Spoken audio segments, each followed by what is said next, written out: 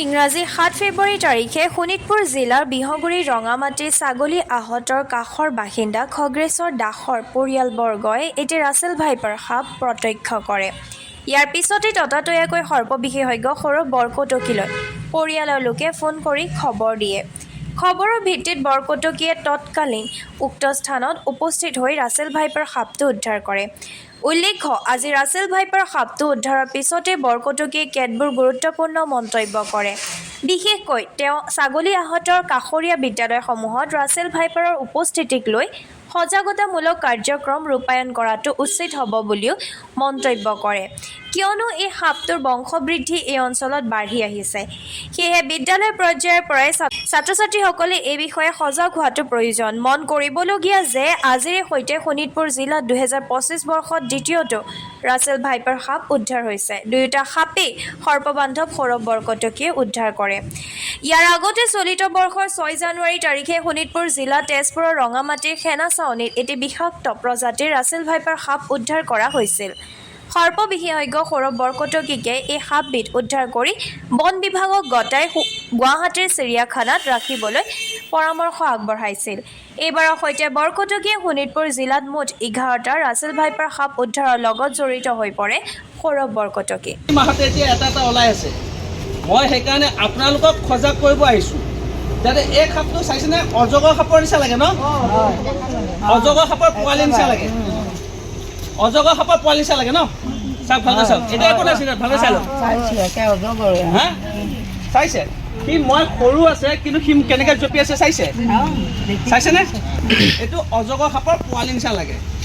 আৰু মই আপোনালোকলৈ এটাই অনুৰোধ, যি সাপে দেখক ভুলতো ধৰিবলৈ নাযাব। কাৰণ এই সাপটো ইমানেই ভয়ংকৰ, ই যদি আপোনাক কিবা কাৰণে ফুট মাৰে আপোনালোকে লগে লগে টুমুকি মেডিকেল যাব।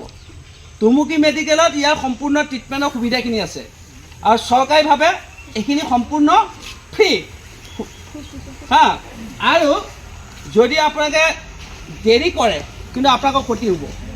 যিমান পাৰে সোনকালে যাবলৈ চেষ্টা কৰিব, যিমান পাৰে সিমান সোনকালে যাব। আৰু ভুলতো যাতে সাপটোৱে কামুৰিছে, মোক সাপে কামুৰিছে বুলি নদৌৰিব, একদম নদৌৰিব। একে বহি থাকিব, ওচৰৰ মানুহ কাৰোবাক মাতি ডাং কোলা কৰি লাগিলে মটৰচাইকেলৰ মাজতে বহাই লৈ যায়। গাড়ী লৈ ৰখিব নালাগে, কোনো গাড়ী লৈ 108 বা এম্বুলেঞ্চলৈ ৰখিব নালাগে। ডাং কোলাকৈ মাজতে বহাই পেলাই যিমান পাৰে সোনকালে হস্পিটেল লৈ যাওক। আমাৰ মনত আছে নহয়, 2022তে হৈছিলে তন্ময় কেওট, এই ইয়াৰে ল'ৰাটোৰ বাচ্চাটো 13 বছৰ, এই সাপটোৱে কামুৰিছিলে। সি এইখন পথাৰতে, এই পথাৰখনতে গৰু চৰাবলৈ গৈছিলে, গৰু আনোতে গৰু খুটিব যাতে খুট মাৰিছে। এতিয়া মোৰ ডাঙৰ কথা হৈছে, আমাৰ শোণিতপুৰ জিলাৰ বেলেগ ক'তো নাই, মাত্ৰ বিহগুৰি ৰঙামাটি পথাৰতে আছে। সেইকাৰণে মোৰ আপোনালোকৰ এটাই অনুৰোধ, সাপে কামুৰিছে ইমিডিয়েট কিন্তু হস্পিটেল যাব, দেৰি নকৰিব। নাই মোক অজগৰ সাপে কামুৰিলে, এইটো মোক ধোৰা সাপে কামুৰিলে, মোক এইটো বা এইটো মোক চিকামৰালি সাপৰ নিচিনা দেখিবলৈ, প্ৰায় ধোৰা সাপটোৰ নিচিনাও। যদি ভাবিব এই ধোৰা সাপে কামুৰিছে একো নহয়, তেনেকৈ যদি আপোনাৰ ঘৰতে থাকে কিন্তু বিপদ হ'ব। 14 মাহত এইটো আমাৰ 11 নম্বৰ, 14 মাহ 13 মাহ, 13 মাহটো 11 নম্বৰ ৰাছেল ভাইপাৰ হয়। ইয়াৰ সম্পূৰ্ণ এছিয়াৰ সৰ্ববৃহৎ বিষাক্ত সাপত পৰে। আৰু মই বন হেৰিৰ লগত কথা পাতিলোঁ, তেওঁলোকে এইটো জুলৈকে পঠাব।